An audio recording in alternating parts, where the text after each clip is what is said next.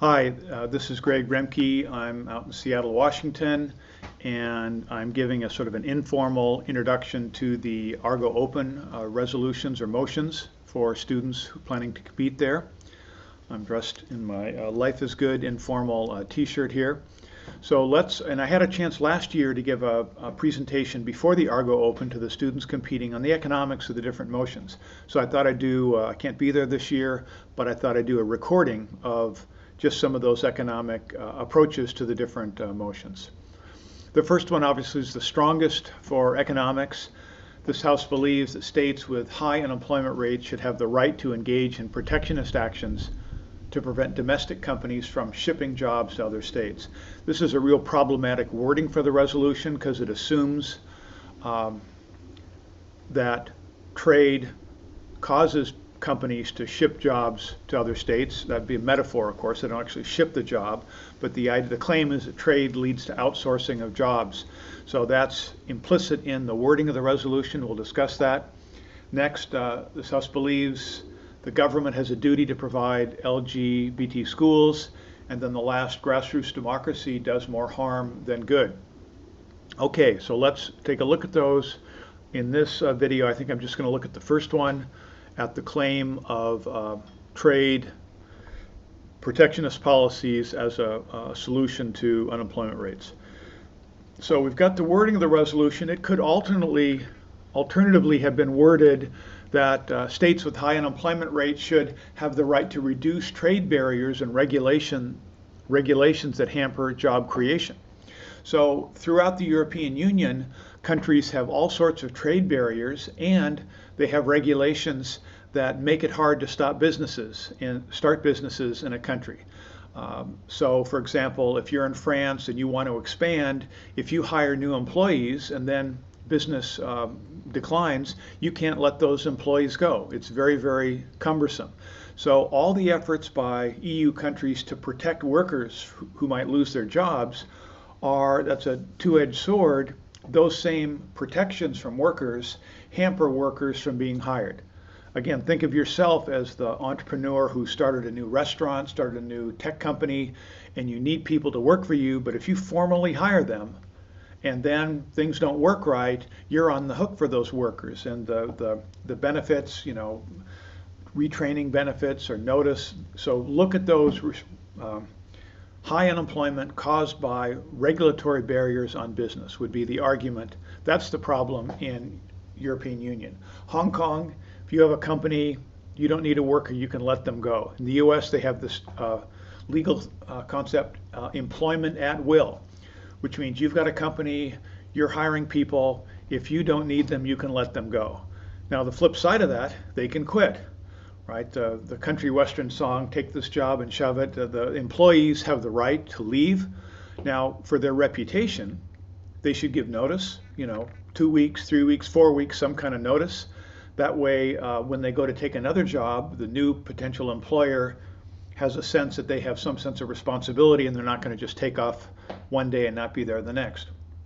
Similarly, on the side of the employer, if they get a reputation of cavalierly firing people without reason, workers will be hesitant to work for them in the future. So this voluntary nature of employment is one of the keys to keeping unemployment rates down. Similarly, issues of the income tax rate, other regulatory barriers are a problem in terms of high unemployment rates. So economists say that's the big issue, regulatory issues and trade barriers. So when countries try to protect their current workers, for example, the United States just put dumping charges on the steel industry, on steel imports. So companies trying to import steel into the US all of a sudden pay something like 60% more than they last did, with the claim that China is dumping steel on the US. The European countries claim the same, England the same.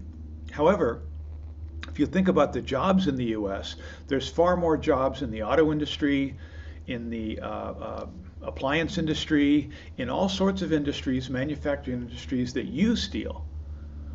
So by bumping the price of steel up 60%, all of a sudden all those companies are less competitive when they look to export their products or compete with products imported from other countries.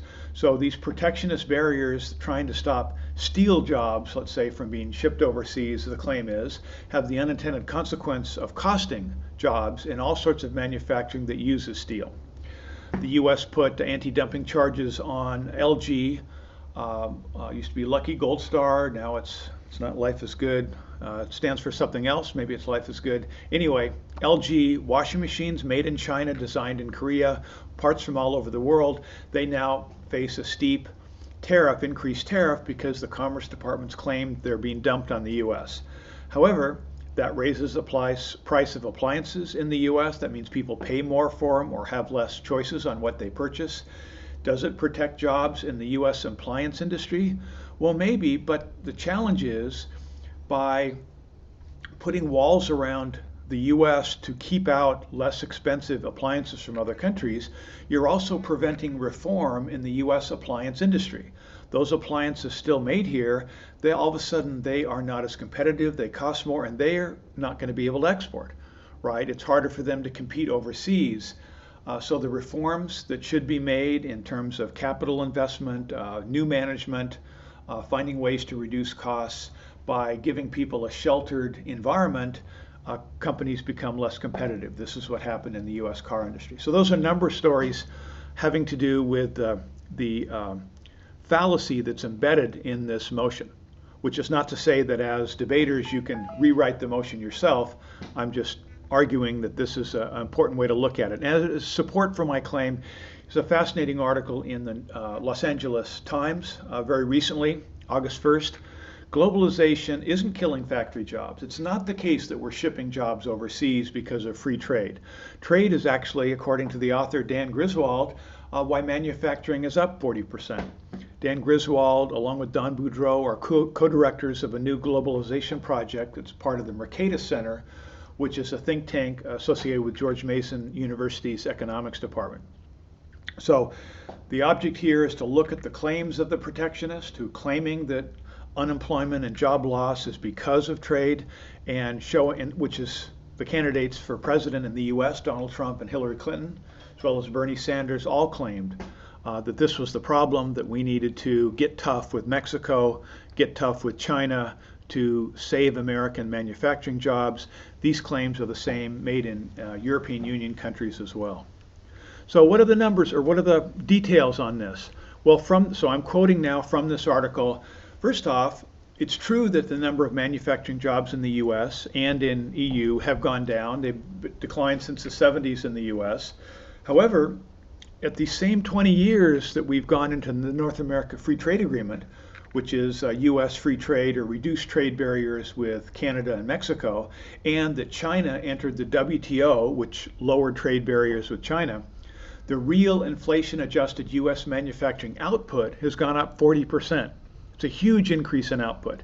EU output has gone up as well, although I don't think as much. So in the U.S., we're producing more stuff, more value with fewer employees. And the reason is U.S. workers are more productive because the technology that they use, the automobile factory assembly lines has got less guys riveting and more computers riveting, and you've got people that are programming the computers and designing the systems.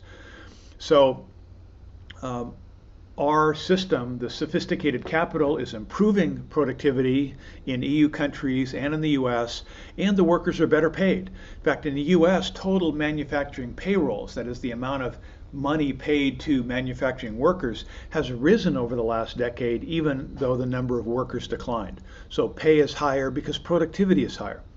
And I would argue that's a good thing. I'm not against welding or against riveting or the other assembly line work that people did to build cars, but that's hard work. It's hard on the body, it's difficult, and to find ways to automate those processes so that the work can be done with machines, reducing costs. It's true that it pushes out labor for people at the time, but that leaves people to work at other jobs. So the real question is, why aren't the other jobs being created? Not so much why are jobs lost when we have machines do coal mining or machines do riveting. So a few more numbers on this. This is continued from this LA Times quote. Productivity growth has caused 85% of the job losses, according to a study cited in the article. So 80% of the 85% of manufacturing jobs lost between 2000 and 2010 were from manufacturing efficiencies. And again, it's 5.6 million jobs lost. But that same period, only 13% were because of trade. So automation is the source of the turmoil in the manufacturing industry, in the sense of new jobs created, old ones lost, but in the more lost than gained. So people who design the machines, people who design the software, those jobs are created, but they're replacing larger numbers of riveting, welding, and other jobs. And of course, we still have huge demand for welding in the US if you look at the numbers on that. So that's our story. So that resolution seems to imply that trade is the problem, but trade, according to this, is 13% of the problem. 85% is automation improves.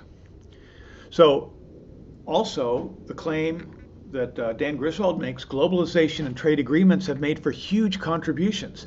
So the manufacturing success in the US, and I would argue also in European Union countries, is mixed in with imports and exports. It's supply chain innovations. So US jobs in trade-oriented industries pay almost 20% more than jobs not related to trade, let's say restaurants and other work.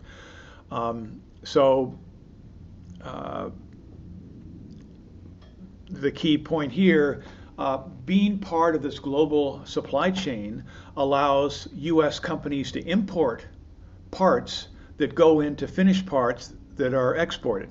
So more than half of what Americans import each year is not just consumption from stuff produced cheaply by overseas to consume, but for production, right? So the stuff we put in our gadgets, we import it, but we make the gadgets and we export them. So US cars that are made, we have a thriving US car industry in the South with BMW and Mercedes. In a sense, they've outsourced their manufacturing to the US, just as some US companies like Ford build in Mexico. But Korean companies, Japanese companies, German companies, French companies are building in the US, but the parts that go into those cars, some of them come from Canada, some from China, some from Italy. So the supply chain integration has led to lower costs and higher quality products. So if you stick protectionist measures in the interest of saving jobs, what you're doing is disrupting the supply chain. And in the case of the EU, if the EU were to do this, that would throw more work to China, Japan, and to US, Canada, Mexico. Okay, that's the story there. And this is part of the broader story of Adam Smith's Wealth of Nations, the benefits of trade, the integration of the global economy. You've got a decentralized system where people are trying to find the best ways to produce goods and services. I encourage you to look at the Economic Freedom Index. Heritage and Wall Street Journal do one, Fraser Institute and other think tanks do another, freetheworld.com, where you can see the real key to creating jobs and pushing prosperity is decreasing restrictions to job creation and to trade, to have sound monetary policies, reasonable taxation. Those are the reforms that I would argue make more sense with this topic. Thank you very much.